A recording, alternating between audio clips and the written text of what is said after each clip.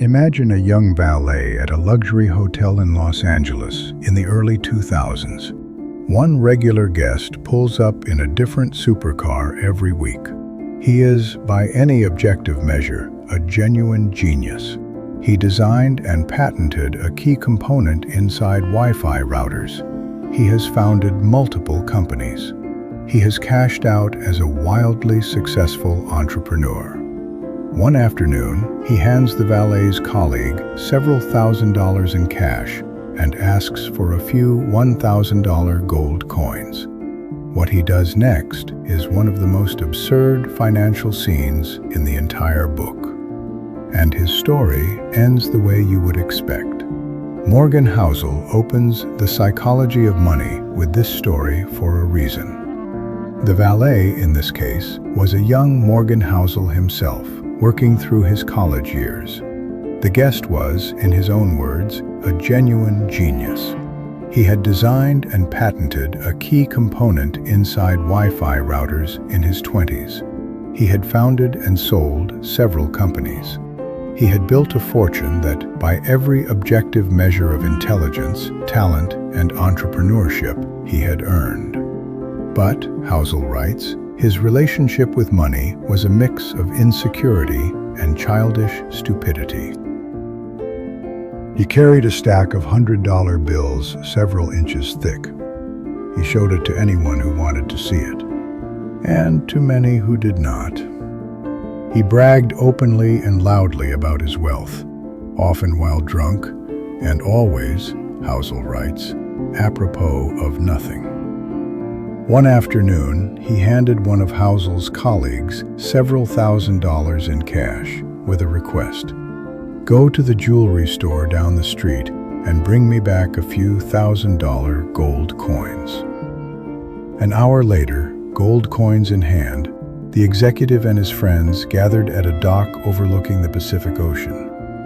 They proceeded to skip the coins across the water like rocks, cackling, just for fun, arguing whose went furthest, setting fire to thousands of dollars per skip for entertainment. Days later, in the same hotel, the executive shattered a $500 lamp in the restaurant. A manager told him he would have to replace it. The executive's response is one of the most damning quotes in the entire book. "You want $500?" he asked, incredulous, while pulling another brick of cash from his pocket. He counted out $5,000 and handed it to the manager. "Here's $5,000, he said. "Now get out of my face, and don't ever insult me like that again." That is who he was on a normal afternoon. You can probably guess how this ended. Housel writes the line plainly. He went broke. A man who had legitimately earned a fortune in the technology industry. A genuine inventor with a patent that touches almost every Wi-Fi connection on Earth. Lost everything.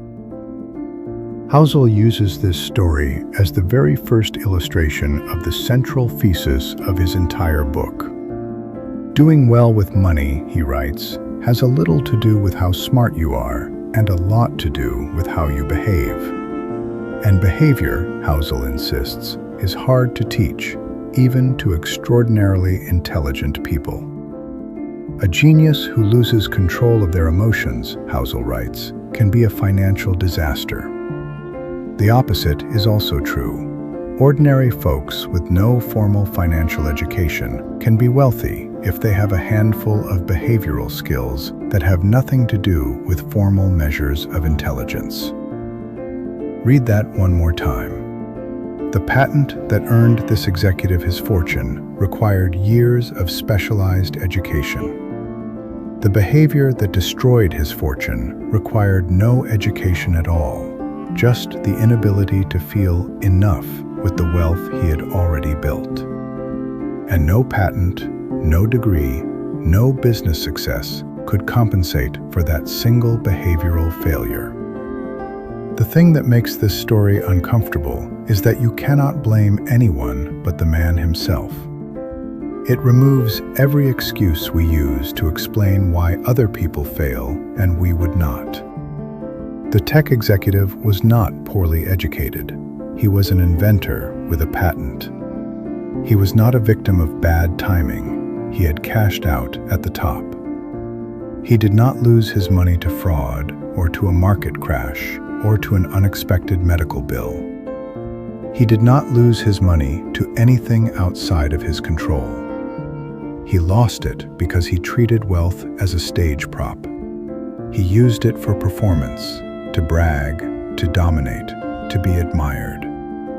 The cash itself, the cars, the gold coins, the $5,000 overpayment for a $500 lamp, none of these were investments in his life.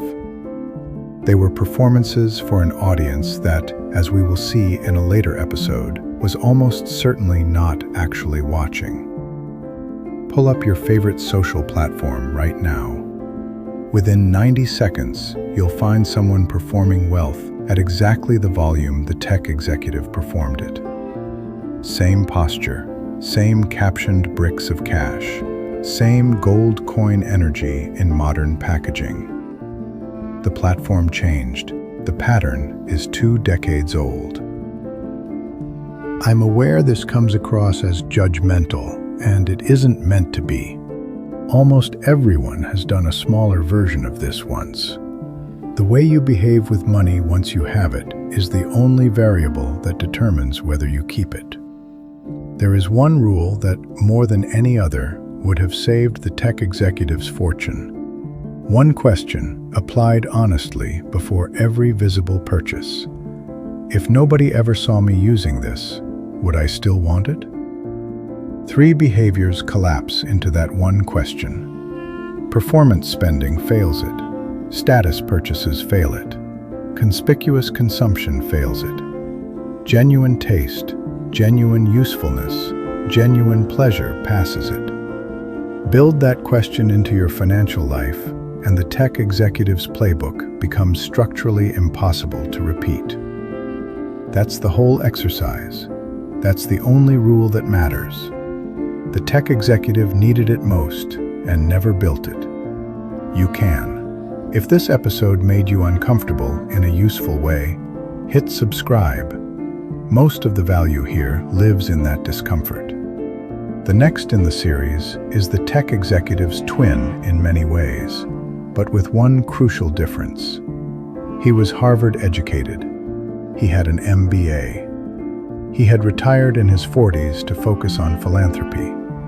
And then, in 2008, his 18,000 square foot mansion was foreclosed on, and his bankruptcy court statement was 4 words long. I currently have no income. His name was Richard Fusconi.